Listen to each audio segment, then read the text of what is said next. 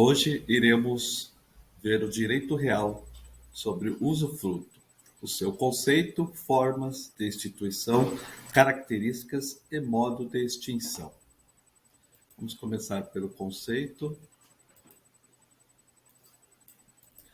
O direito real de usufruto está disposto no artigo 1390 a 1411 do Código Civil de 2002 e pode ser conceituado como o direito conferido a alguém de retirar temporariamente da coisa alheia os frutos e as utilidades que ela produz sem lhe a subsistência. O usufruto é um direito real transitório que concede a seu titular o poder de usar, gozar durante certo tempo, sob certas condições ou vitaliciamento de bens pertencente a outra pessoa, a qual conserva sua subsistência. E dessa forma, partindo-se do pressuposto de que os poderes inerentes à propriedade são usar, gozar, dispor, reivindicar a coisa, é possível constatar que no usufruto tais poderes são divididos de forma igualitária entre os protagonistas deste direito. Ou seja, a presença de duas partes, quais sejam o usufrutuário, que é aquele que beneficia-se do usufruto, possui os poderes de utilizar, usar, fruir, gozar a coisa. Ele detém os denominados atributos de direitos, como a posse da coisa. O não proprietário é o proprietário da coisa, possui os poderes de reivindicar e dispor, alienar, vender da coisa. Possui esse nome porque não possui os atributos de direito da coisa, pois apenas a posse indireta. Para que fique mais claro, veja o exemplo, um bom exemplo aqui. Bento é o proprietário de diversos apartamentos. Observando que Jubileu, seu melhor amigo, está passando por dificuldades financeiras, resolveu ajudá-lo e, para tanto, institui um usufruto em favor de Jubileu, concedendo-lhe o direito de usar um dos seus apartamentos até o fim da sua vida. Com a instituição do usufruto, Jubileu, que agora é usufrutuário, passará a ter os poderes de usar e gozar da coisa. Poderá até alugar o apartamento se quiser. Bento continua sendo proprietário, agora é o no proprietário, porém continuará como proprietário do imóvel, mas terá apenas os poderes de reivindicar. Um exemplo, se tiver um terceiro que injustamente venha querer adquiri-la ou dispor, ou seja, alienar e vender a coisa.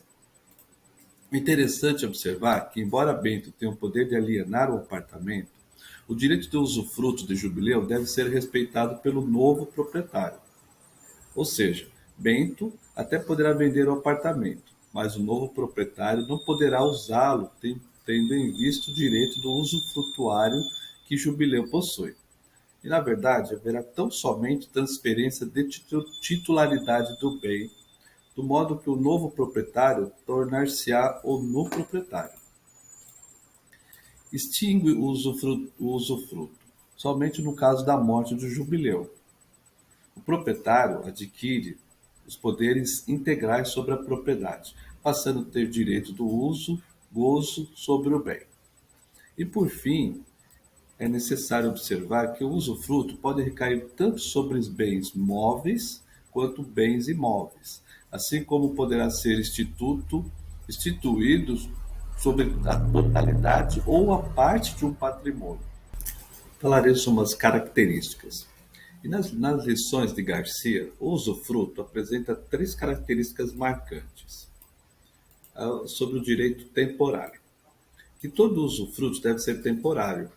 Isso não quer dizer, porém, que não possa ser instituído de maneira vitalícia, ou seja, é possível que o usufruto seja fixado de algumas formas. Por exemplo, com prazo de vigência pré-determinado, ocasião que as partes estipulam livremente o prazo da duração. Ressalva-se apenas que o caso do usufruto seja instituído em favor de pessoa jurídica, em que o Código Civil nos ensina que o prazo máximo será de 30 anos. Na forma vitalícia, somente para pessoas físicas, e nessa situação em que não há prazo final pré-determinado, o usufruto se extingue com a morte do usufrutuário. Perceba que a vitaliciedade não descaracteriza a temporariedade do usufruto. O usufruto vitalício extingue-se com a morte do usufrutuário, e por consequência é certo que a morte do proprietário não finda o direito do usufruto, que deve ser respeitado pelos eventuais herdeiros.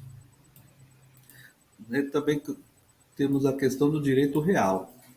Conforme se observa, o usufruto é um direito real, logo, apresenta todas as características que lhe são inerentes. Inalienável.